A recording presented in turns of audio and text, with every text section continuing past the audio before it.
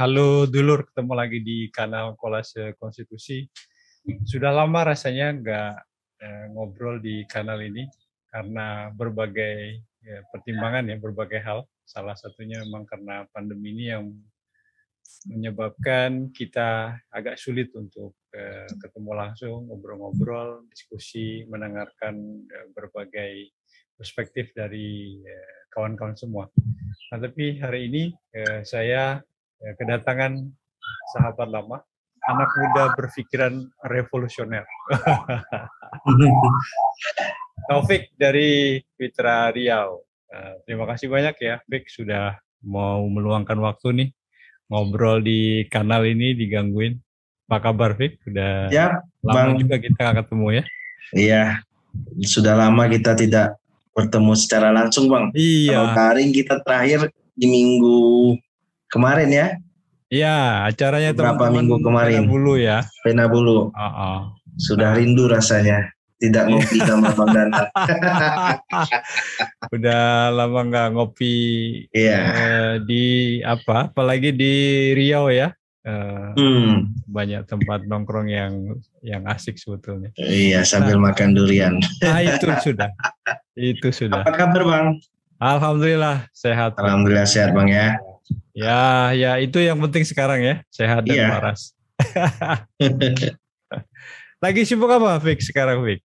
Sekarang ya masih ya sibuk di Fitra, Hmm. lagi kawal beberapa kebijakan juga, Hmm. advokasi, riset. Hmm. Sekarang kita di Fitra lagi, kalau untuk program kita fokus ke Take Bang ya, Wah, oke. ke Take. eh, di Kabupaten Siak itu sudah masuk tahap kedua Take-nya. Oke. Sorry, take ini mungkin perlu dijelasin dikit, Fik. Transfer anggaran ekologis Bang. Nah, itu sebetulnya makhluk apa itu? Kalau Take itu sebenarnya kebijakan ya, kebijakan inisiatif pemerintah ya dalam apa mendorong perbaikan lingkungan hidup ya, Oke. perbaikan lingkungan hidup. Nah, Oke. kita mendorong kemarin itu di tahun 2021 di Kabupaten Siak. Oke. Awalnya kan memang Take itu kalau kita lihat itu kan memang di tahun 2016 kita sudah dorong Bang, tapi Oke. bukan Take namanya. Di Kabupaten Pelalawan itu namanya ADD berbasis migas. Oh. Nah, kemudian Oke, dia bagian dari dana bagi hasil kah? Dana bagi hasil. Oke. Dan kemudian Take itu dikembangkanlah menjadi ADD migas itu dikembangkan menjadi transfer anggaran ekologis. Nah, dan itu didorong di berbagai daerah. Salah satunya kemarin itu ada di Aceh, di Kaltara, dan kemudian dikembangkan di Riau, di Kabupaten Siak. Nah, sekarang kita juga sudah mulai menjajaki Take di beberapa kabupaten, salah satu Kabupaten Bengkalis, Pak. Nah, itu lagi on progress, lagi tahapan sosialisasi ya, sosialisasi terkait dengan kebijakan itu. Nah, sebenarnya kalau kita pandang Bang ya, kalau kita pandang Take itu sebenarnya ada nilai positif ya bagi pemerintah daerah ya, khususnya kalau kita lihat di Siak itu yang kita dorong dengan kawan-kawan Sedaho ya, Sedaho Siak salah satunya, tapi memang Fitra ya yang menjadi ini koalisi ya, Sedaho Siak ini koalisi ya. Benar, Sedaho Siak itu koalisi. Sebenarnya itu menjadi sebuah positif juga karena selama ini kalau kita lihat apa yang sudah dilakukan oleh mitra pembangunan koalisi itu, kan ada beberapa NGO yang tergabung, ada Windrock, ada LTKL segala macam. Nah, ini kan selama ini kan tidak terdokumentasi apa yang sudah dilakukan terkait dengan ekologis. Nah, dengan kemunculan Take ini, maka ini bisa menjadi sebuah terobosan hal-hal apa saja yang sudah dilakukan oleh pemerintah daerah bersama koalisi itu bisa terdokumentasi dengan baik sehingga misalnya terkait dengan pembangunan kanal, pendampingan untuk mendongkrak inovasi desa itu bisa dinilai di TAKE. Apalagi Bang, kalau di SIA itu TAKE-nya itu kan dengan skema ADD Bang. Kalau di SIA itu namanya alokasi dana kampung. ADK.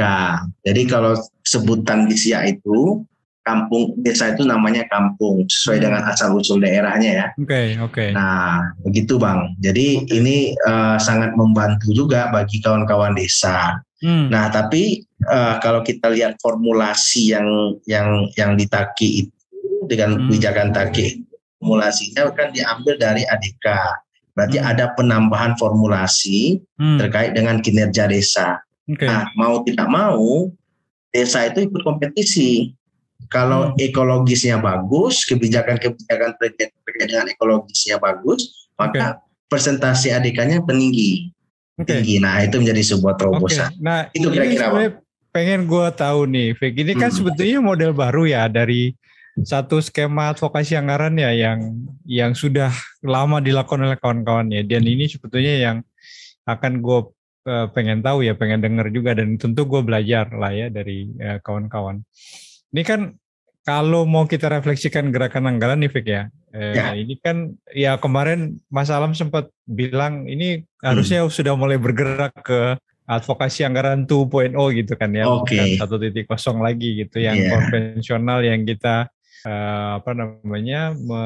mengkritisi belanja pemerintah lalu kemudian mendorong realokasi. Nah, kalau tadi dengar TAKE itu apakah memang sesuatu yang sedikit berbeda, Vic, dari model advokasi yang dilakukan oleh teman-teman? Apa yang beda dari model advokasi dengan mendorong TAPE ini ya, TAKE, TANE ya kalau gue nggak salah ya, tingkat nasional itu ada TANE, lalu provinsi TAPE, lalu kemudian ada kabupaten kota TAKE ya. Nah, gimana Vic? Kalau dari Fitra sendiri Bang, memang kan selama ini kan Fitra pasca 2016, sebelum 2016 itu kan memang banyak bergerak isu government Bang. Ya, nah perbedaan itu adalah yang mengharuskan advokasi itu adalah terkait dengan lingkungan. Nah makanya TAKE, TAPE itu ada pergeseran advokasi ya. Selama ini kita dulunya fokus dengan isu government, keterbukaan, layanan dasar, kebijakan-kebijakan advokasi anggaran kesehatan, pendidikan, karena harus bergerak menyesuaikan zaman di 4.0 itu kan. harus bisa melangkah lebih geser lagi terkait dengan apa saja yang harus bisa didorong, kritisi terkait dengan persoalan-persoalan. Nah, Riau salah satunya kalau kita lihat persoalan lingkungan kan sangat berdampak buruk ya. Sangat berdampak buruk. Di situ terjadi kerusakan alam ya, kebakaran hutan dan lahan, baru degradasi di situ juga. Sampai ekspor asap di sana, ekspor asap itu Mas Danar merasakan itu kalau ketika musim kemarau di Riau asapnya sudah sampai ke Jakarta. Padahal yang membakar itu adalah orang Malaysia kan. Iya. Kayaknya yang banyak komplain Singapura deh ya. Iya. Nah, maka dari itu kita harus bisa menyesuaikan. Menyesuaikan. Nah, jadi polanya itu kita lebih banyak fokus ke lingkungan, tapi tidak kalau dalam kerja vokasi Fitra ya, tapi tidak menghilangkan girohnya Fitra terkait dengan skopnya itu anggaran, kebijakan anggaran. Nah, menarik juga ini Bang, selain TAKE yang didorong ini kan kita mendengar ada namanya aplikasi Dinda ya. Bukan aplikasi apa, sejenis TAKE juga ya, Dinda ya. Dinda. Nah kalau di Bengkalis yang kita dorong itu selain isu ekologisnya, ini yang sedang tahap proses itu ada tata kelola pemerintahannya juga Pak. Nah, jadi kita menyesuaikan ada ekologisnya, ada isu gendernya, ada tata kelola pemerintahan juga. Nah ini lebih menarik juga ini. Nah jadi nama apa namanya yang selama ini dilakukan oleh Fitra terkait dengan advokasi kebijakan pemerintah itu, tata kelola pemerintah itu tidak luput dihilangkan juga. Nah di Bengkalis itu menarik, kita lagi on proses Ada di situ bicara soal bagaimana keterbukaan informasinya. Bagaimana bicara soal gendernya, pelayanannya, itu juga dinilai. Tapi memang sejauh ini kan banyak di daerah-daerah, khususnya yang kita lakukan sebelumnya di SIA itu kan lebih banyak bicara soal ekologis ya, soal lingkungan ya. Tapi itu sudah mulai bergeser ke di Kabupaten Bengkalis. Nah, hal ini memang menjadi menjadi titik berat di dalam registranya Fitra, Bang. Dalam registranya Fitra, bagaimana khususnya Fitra Riau ya, khususnya Fitra Riau, bagaimana Fitra bisa menjadi sebuah champion ya, sebagai champion terkait dengan isu-isu kebijakan, salah satu kebijakan skopnya anggaran. Nah, begitu kira-kira Bang. Nah, kalau selama ini progres apa yang sudah dilakukan Fitra soal inovasi capaian ya. Salah satu kalau tadi itu bisa kita kategorikan itu adalah capaian Fitra ya, capaian Fitra di tahun 2021 kemarin sampai sekarang sudah mulai bergerak. 2016 sudah mulai ada di Tigas ya. Itu adalah sebuah capaian keberhasilan Fitra, tapi Fitra Riau khususnya, tapi itu kita coba dongkrak lagi. Apa saja yang bisa memanfaatkan ruang kolaborasi antara CSO sendiri dengan pemerintah daerah. Nah, menarik juga ini Bang, selama ini kan saya bercerita masa lalu Fitra ya. Selama ini selama ini kan dulunya sebelum tahun 2016 kita memang sulit ya untuk mencoba untuk masuk ke ruang pemerintahan. Nah, dengan kehadiran pola-pola kritis kita jalan, ditambah dengan usulan rekomendasi perbaikan kita juga jalan, akhirnya ruang partisipasi yang disediakan oleh pemerintah itu disediakan. Ini menjadi sebuah modal juga bagaimana hal-hal yang kita dorong, hal-hal yang kita upayakan, yang kita kritis itu bisa direspon oleh pemerintah. Itu ya harus ditingkatkan lagi lah kalau menurut pandangan diriku, Bang. Nah, tapi kalau boleh kita refleksi ya, Fik. Yang beda itu apa, Fik? Maksudnya gini, dari sisi metode advokasi, dari sisi pendekatan ke pemerintah, dari sisi jalur advokasinya gitu, dengan advokasi anggaran yang selama ini dilakukan tuh dengan tape-take tadi itu, dengan apalagi dengan perspektif yang tadi cukup komplit ya, ada perspektif gender, ada keterbukaan informasi gitu, ada tata kelola pemerintahannya gitu. Ini apa yang membedakan Fik dengan model advokasi yang selama ini dilakukan oleh kawan-kawannya? Ya, kalau model advokasinya kan memang sama ya, yang dulu kita lakukan ya. Tapi hanya saja pergeseran isu saja, Bang. Nah, pergeseran isu saja, yang mana tadi sudah Taufik bilang ya, bahwasanya sebelumnya Fitra itu kan lebih pada isu government, keterbukaan, pelayanan dasar, isu pendidikan, dan lainnya kan. Nah, sekarang mau tidak mau, maka kita harus ada pergeseran isu agar ini bisa mengakomodir apa saja kebijakan-kebijakan yang perlu didorong, diperbaiki, itu Fitra hadir. Tapi dalam konteks skopnya adalah kebijakan anggaran. Nah, jadi perbedaannya itu adalah bukan dari sisi advokasinya, tapi pergeseran isunya. Kalau advokasinya sama ya, ketika kita dorong, kita polanya ketika lobby, konsultasi, koordinasi itu juga dilakukan oleh teman-teman Fitra. Ketika tidak respon, kita buat kajian, dirilis, akan kritik ya di media sosial, akhirnya direspon. Nah, pola-polanya sama dengan pola-pola dulu advokasinya, tapi hanya penambahan ruang pergeseran isunya saja yang bergeser di Fitra. Nah tapi gini, kalau gue amati ya paling nggak di sosial medianya kawan-kawan lah ya, teman-teman kawan-kawan Fitra, kawan-kawan terutama Fitra Riau lah. Ini kan transfer anggaran berbasis ekologi ini kayak menjadi satu snowball ya, satu gerakan yang kemudian terus menggelinding gitu, dan semakin banyak nampaknya pemerintah kabupaten khususnya yang respon terhadap gagasan ini. Jadi itu yang bikin gue penasaran ya. Sebetulnya apa sih yang menjadi katakanlah insentif ya bagi pemerintah daerah. Kenapa gagasan ini kenapa ini diterima gitu? Kan kalau advokasi anggaran yang selama ini dilakukan itu kan boro-boro diterima ya, dibukain pintu aja udah syukur ya kan. Pintu kita syukur Pak. Betul lah makanya. Nah ini menurut refleksi lu gimana, Fik? Mungkin begini ya Bang ya. Selama ini kita berjalan ya, 2021 kita bicara soal SIA ya 2021. Oke. Mungkin begini ya.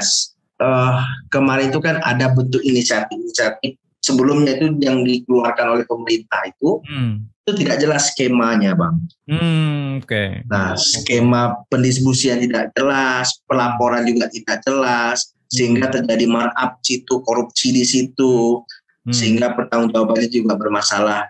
Dan temuan-temuan BPK juga banyak menemukan hal-hal yang terkait dengan bantuan-bantuan keuangan inisiatif itu. Nah dengan kehadiran PP 46 itu sebagai modal kita ya, PP 46 terkait dengan inisiatif itu ditambah dengan keinginan politika will-nya kepala daerah ingin merubah skema-skema tersebut, itu menjadi sebuah rujukan kita juga agar perbaikan-perbaikan yang dituangkan dalam skala pendanaan inisiatif itu bisa diterima langsung dan berdampak langsung oleh masyarakat, khususnya penerima manfaatnya pemerintah desa ya khususnya. Nah itu yang perlu kita beri kesadaran kemarin itu. Nah maka dari itu skema-skemanya, konsep-konsepnya kita rubah, kita tawarkan, akhirnya politika will-nya keinginan pemerintah daerahnya, kepala daerah khususnya mengiyakan, wah ini bagus, dan dulunya skema seperti ini itu tidak baik, ini terarah. Begitulah model responnya kan, sehingga apalagi kalau kita lihat visi misinya, kalau kita lihat RPJMD itu kan Bang harus berdasarkan visi misi ya, program prioritas. Nah ada salah satunya itu berbicara soal program inisiatif itu, pemberian inisiatif itu.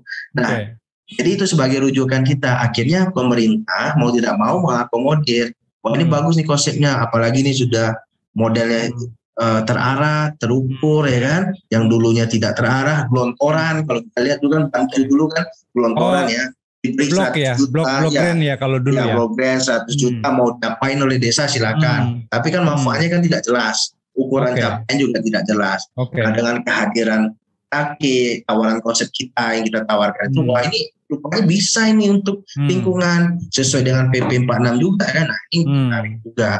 Nah akhirnya pemerintah daerah melalui kepala daerah mengakomodir itu. Memang agak susah juga kemarin itu untuk melobi-lobi ya, memberikan keyakinan kepada pemerintah daerah ya. Kita juga rasakan juga selama ini advokasi, tapi tidak tidak menambah imun semangat kita rendah ya, tapi itu kita coba bisa mencari ruang agar ini mana yang bisa kita susuki. Rupanya yang kita susun konsepnya, akhirnya mereka mau. Nah apresiasi juga itu untuk siap Bang, untuk tahap kedua TAKE ini itu tanpa kita dorong lagi, ayo dong buat TAKE 2. Kesadaran mereka udah ya. Nah kesadaran mereka. Nah itu menarik Bang. Nah artinya gini, kalau gua tangkap dari penjelasan lo barusan ini kan sebetulnya ada semacam kecenderungan transfer anggaran ini berbasis kinerja ya? Iya benar. Benar nggak ya cara gua memahaminya ya? Ya. Dan benar. Ini teman-teman sedang bereksperimentasi di sektor lingkungan kan? Iya benar. Karena ekologi gitu. Nah artinya sebetulnya model yang ada di TAPE, TAKE, TANE ini bisa digeser ke sektor yang lain ya, Fik? Bisa Bang, bisa. Itu yang kita coba kembangkan di Bengkalis. Nah Bengkalis itu menarik. Selama ini kan kita bicara TAKE kan ekologis. Kalau di SIA itu ada 2 dimensi Bang, ukuran capaiannya dalam penilaiannya ya. Ada dimensi lingkungan hidup dan pengelolaan lingkungan hidup, ada dimensi peningkatan ekonomi. Nah di Bengkalis itu menarik, ada dimensi soal tata kelola pemerintahan desa. Nah, itu menjadi aspek penilaian ya? Ya aspek penilaian. Ada isu gendernya juga di sana. Nah ini kan menarik juga ini, makanya selama ini kita kan dulunya memang kita berpandangan TAKE itu berintentif dengan ekologis. Nah sekarang ada pergeseran perubahan nih. Ya. Nah, wah ini ada juga bicara tata kelola pemerintahan desa. Nah ini sangat menarik juga. Nah, bicara soal tata kelola pemerintahan desa itu juga mention dengan apa ya, kopnya Fitra ya, kinerjanya Fitra, gerakan Fitranya, bicara soal keterbukaan di sana, bicara soal kedisiplinan, soal menjalankan penyusunan APBDes gitu ya segala macam. Nah itu mention dengan gerakan yang visi misinya Fitra. Nah, ini sangat menarik juga. Makanya di kemudian nanti itu bisa berkembang, Bang. Berkembang. Mungkin di awal mungkin kita bicara soal ekologis. Nah, berkali contohnya sudah mengakomodir. Nah, mungkin kita untuk berikutnya di daerah-daerah berikutnya kita kembangkan lagi. Tapi itu tidak bicara soal ekologis saja, tapi bicara soal kebijakan government-nya juga ada di sana. Nah, itu answer Bang. Ya, tapi ini kayak ngasih harapan baru gitu ya, ya. Benar. Gua kan selama ini paling nggak gue sih ngerasa ya bahwa gerakan advokasi anggaran itu kayak jalan di tempat ya kalau boleh dibilang begitu ya. Yeah. Ini terdengar sangat pesimis, tapi apa boleh buat harus gue sampaikan karena kalau kita hitung waktu lumayan kan 2003, 2005 lah katakanlah kita mulai untuk mendorong performance based budgeting kan setelah paket undang-undang keuangan itu keluar. Tapi kan ya lu pasti juga tahu bahwa ya hasil yang kita bisa peroleh itu perubahannya kayaknya nggak terlalu signifikan kan, karena dorongannya lebih ke realokasi. Benar. Nanti kalau tahun depan nggak didampingi ya balik lagi ke kultur penganggaran yang. Itu ya, itu makanya harus ada setiap kebijakan yang kita dorong terus ada evaluasi. Harus ada evaluasi. Nah, jangan di awal kita semangat ya, ketika kita tidak dampingi akhirnya dia tidak semangat lagi. Nah, itu harus dikejar. Makanya saya sepakat dengan Abang ya waktu kemarin waktu diskusi dengan di Penabulu. Makanya kita di awal advokasi terus bisa menentukan aktornya dulu. Aktor ini bertahan berapa lama di sana? Ya kan? Kalau dia pegawai ada kemungkinan digeser nggak? Kalau dia bupati jabatannya berapa tahun di sana? Nah, peta politiknya gimana? Makanya ketika kita advokasi sebuah kebijakan itu kita lihat dulu peta aktornya. Nah, kalau misalnya champion yang kita bisa percayain di sana, maka kita harus bisa kawal dia sampai finish. Nah, dan harus ada regenerasi juga. Ketika dia tidak lagi di sana, siapa kira-kira? Karena selama ini kan kita fokusnya kan ke regenerasi ya. Kadang kita dorong karena champion rupanya udah pindah, udah dimutasi, atau mohon maaf sudah meninggal ya kan. Nah, tapi itu makanya perlu membangun komunikasi yang intens dengan masing-masing champion kita itu. Maka dari itu Bang, refleksi sebuah kebijakan itu menurut pandangan aku itu sangat perlu, sangat penting. Misalnya kita buat per 3 tahun sekali atau bagaimana, nah itu harus bisa dilakukan. Karena menurutku TAKI ini kita berharap dengan TAKI ini bisa merubah mindsetnya pola pemerintah ya, kayak dengan penyusunan kebijakan anggaran ya. Tapi bagaimana ke depannya? Nah itu harus kita pikirkan juga. Itu yang perlu kita review bareng-bareng ini Bang. Masuk Bang Danar ya. Karena contoh misalnya, nggak usah kita jauh-jauh kita bicara soal TAKI ya, tapi kita bicara soal isu keterbukaan. Dan saya fokus dengan isu transparansi Bang. Isu transparansi sama isu korupsi. Ya. Nah kalau kita bicara transparansi selama ini bagaimana refleksinya? Kehadiran Undang-Undang 14 tahun 2008 ya kan? Bagaimana yang sudah dijalankan, bagaimana KI saat ini? Nah itu perlu dievaluasi juga, perlu direfleksi juga. Dan selama ini juga implementasinya juga terkait dengan keterbukaan juga masih morat-marit ya di takaran tapak di pemerintah. Nah itu perlu masih terseok-seok lah ya. Benar Bang. Karena kalau kita lihat kebijakannya bagus, ya kan? Konsepnya bagus. Nah itu sampai berapa lama sih tahannya? Nah, itu lagi kan? Ya memang di banyak hal kita masih struggling di situ ya, masih namanya? Challenge kita lebih banyak di implementasi ya. Benar. Maksud gue kalau kita mau bicara soal konsep, kebijakan, norma yang ada di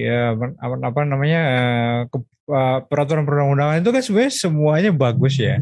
Di sektor apapun lah, kita mau ngomong lingkungan, kita mau ngomong transparansi, kita mau ngomong partisipasi, semua kebijakannya itu bilang oke. Semua bilang masyarakat boleh berpartisipasi, semua bilang pemerintah itu harus membuka diri kepada stakeholders, katakanlah gitu ya, aktor-aktor di tingkat lokal. Tapi kan implementasinya seperti yang kita tahu, kita masih tergantung pada aktor ya, seperti yang lu bilang tadi. Kalau gubernurnya ganti, kalau bupatinya ganti, kalau kepala dinasnya ganti, kalau sekdanya ganti gitu, kalau bapedanya ganti, bisa jadi kita agak atret sebentar tuh ya kan. Iya, waduh ini teman kita di dalam kok berubah, berganti. Nah, makanya kita harus cari alternatif lain. Nah, gue nggak tahu ya, apakah dengan model dorongan anggaran berbasis kinerja tadi itu bisa juga mengatasi tantangan itu nggak sih, Fik? Maksud gue gini, orang, ini gue asumsi gue ya, tolong lo konfirmasi benar atau salah, paling nggak berdasarkan pengalaman lapangan lo selama ini.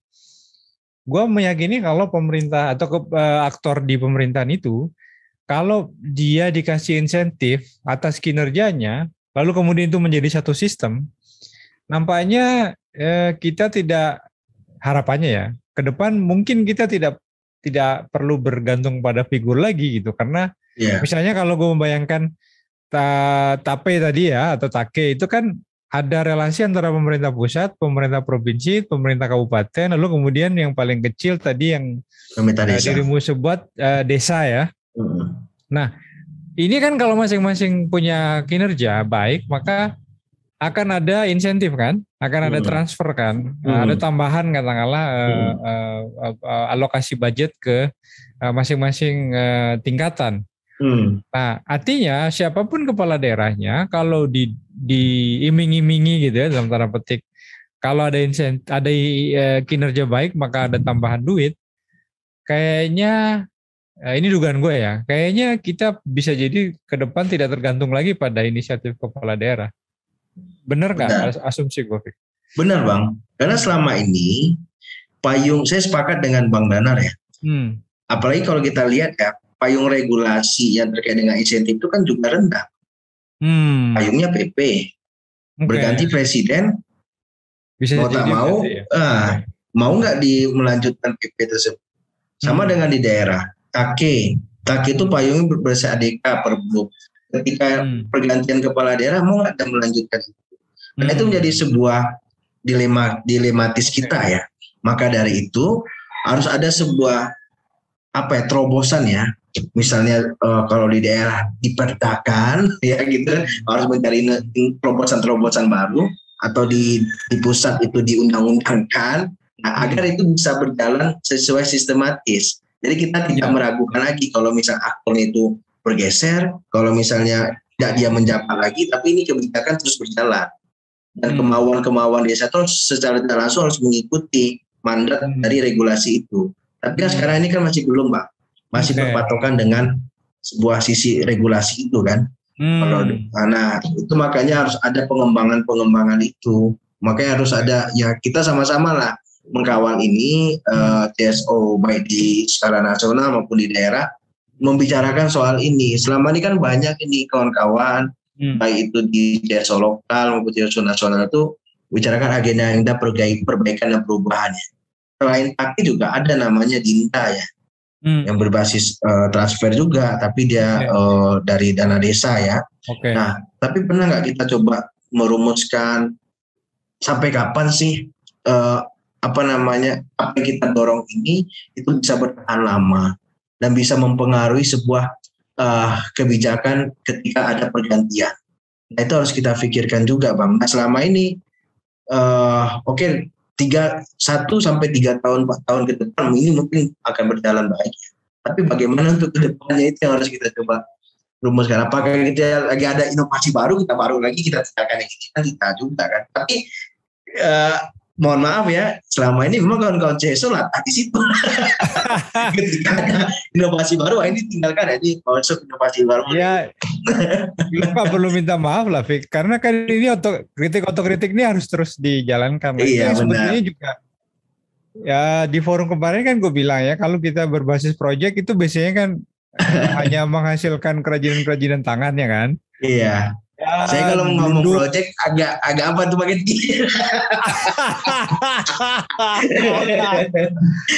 ya, tapi gue sepakat sama poin lo. Artinya memang, nah ini kan kayaknya ya pentingnya kita saling berbagi ya, saling sharing informasi di antara jaringan gitu, saling melakukan refleksi, lalu kemudian dari situ pembelajaran apa yang bisa kita petik, lalu apa sih metode alternatif yang bisa kita sama-sama dorong gitu ya, sehingga ya nggak sekedar jadi kerajinan tangan kan, nggak sekedar ya laporan proyek lo bagus lah.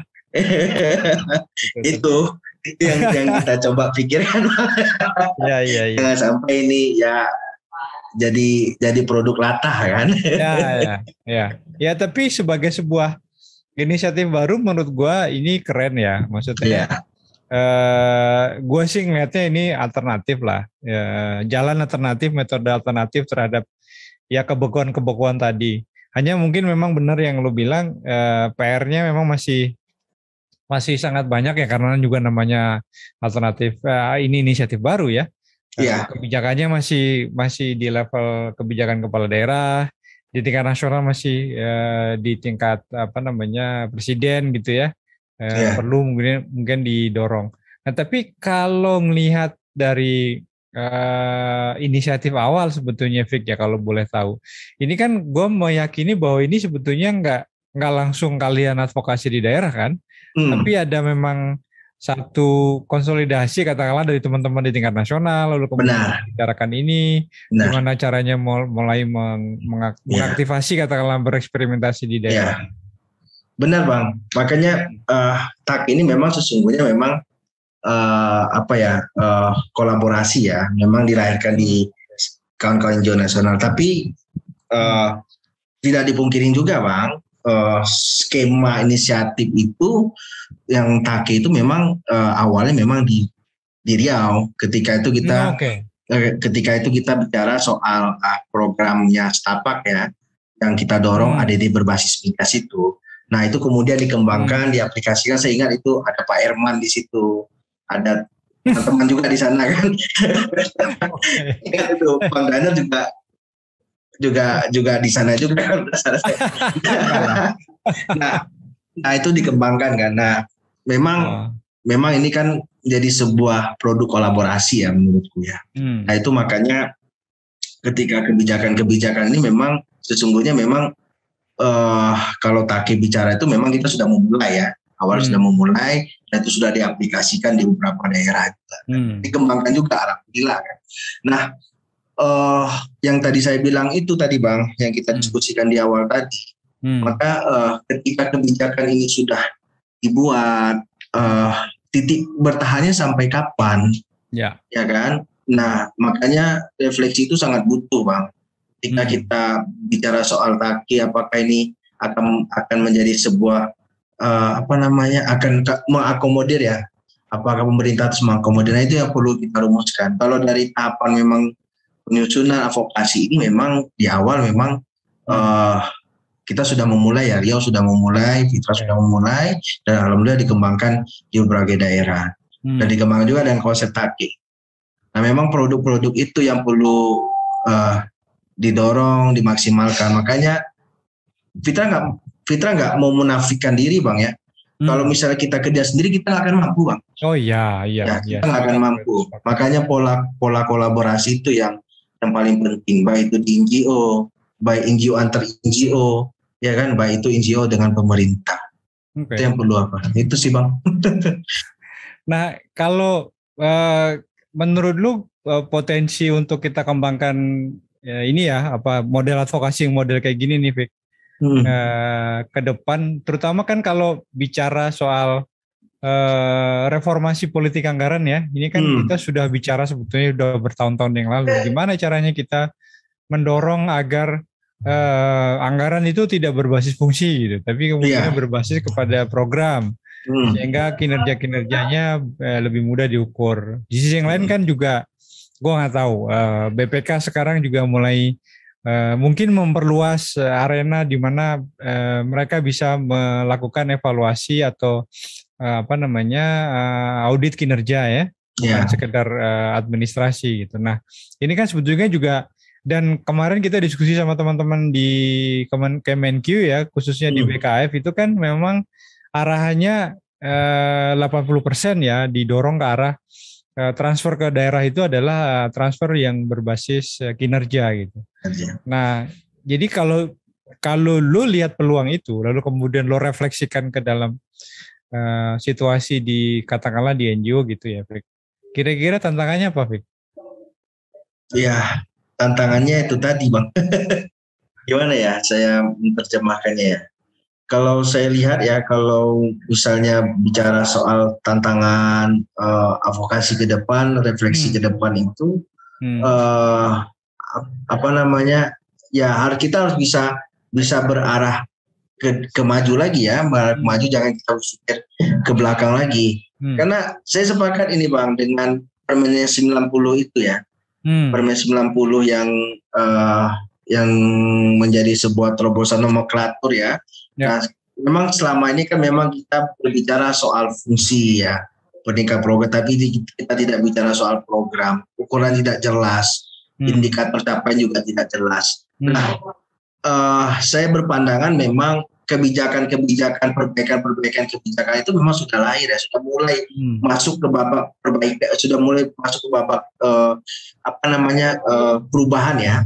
Salah satunya dengan munculnya Permen 90 itu ya, walaupun banyak juga yang tidak daerah banyak juga menentang itu juga kan, karena tapi bagiku Permen 90 itu juga bisa menjadi sebuah wadah juga, karena berbicara indikator capaian juga jelas di sana. Bicara soal pendanaan, ukuran programnya juga jelas terukur di sana. Karena selama ini kan nggak jelas itu. Mau programnya apa, capaiannya entah berapa itu kan. Entah berapa, tapi programnya banyak, capaiannya cuma indikator capaiannya cuma satu kan. Nah, itu makanya saya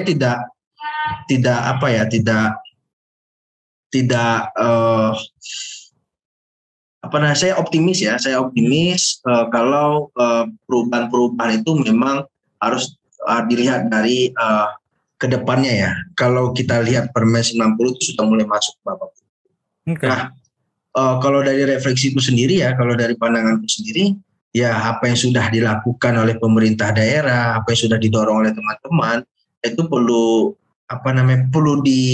ditingkatkan lagi, perlu direfleksi secara bersama lagi, mengukur kedepannya seperti apa, pandangannya seperti apa kan, nanti itu bisa kita coba rumuskan bareng apa yang perlu direvisi, apa yang perlu dirubah, apa yang perlu ditingkatkan. Menurutku seperti itu, Bang. Ya, dan gue pikir juga ini ya, bagaimana caranya tidak terbatas pada proyek ya. Iya, tidak terbatas dengan proyek. Karena selama ini kita tak munafik lah. Selama ini kan memang kawan-kawan ketergantungan pada proyek ya. Nah, makanya perlulah peningkatan kapasitas lembaga, paling intinya ya. Tidak tergantung dengan proyek. Kita mulai membangun sumber daya kantor dimaksimalkan, ya kan? Nah, mulai di situ, Bang. Jadi selama ini kita misalnya kalau bicara soal struktur kelembagaan, kita punya saving, kita mulai perdayakan dengan bisnis, nanti itu menjadi sebuah wadah program vokasi kita, sehingga nanti kedepannya itu tidak berdampak juga pada advokasi. Kalau misalnya ini tidak ada programnya bicara soal take, kita tetap bisa ekspor, tetap eksis juga dipakai kan? Ya. Begitu kira-kira.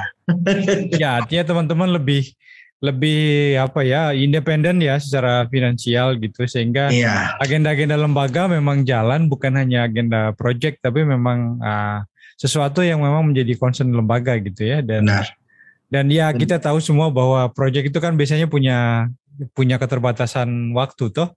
Benar.